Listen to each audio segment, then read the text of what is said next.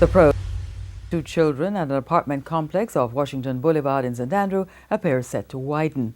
Children's advocate Diane Gordon Harrison says an investigation will be conducted to determine why the girls were left in the care of their brother, who is a minor.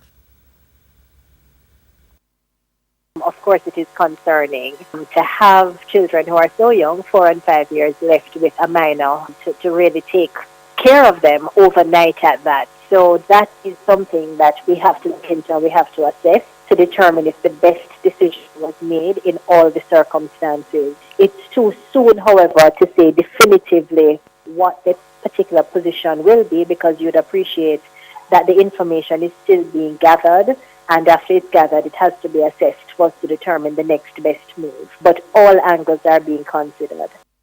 On Friday, the mother of the two girls reportedly left them with their 15-year-old brother at an apartment on Gilmore Drive and traveled to Ocho Rio, St. Anne. About 4 o'clock Saturday morning, she was told by the teenager that his sisters were motionless and bleeding from their nostrils and mouths. Doctors at the Bustamante Hospital for Children conducted a preliminary examination of the bodies and reportedly told investigators that the injuries were consistent with strangulation. The police are making arrangements to conduct autopsies this week.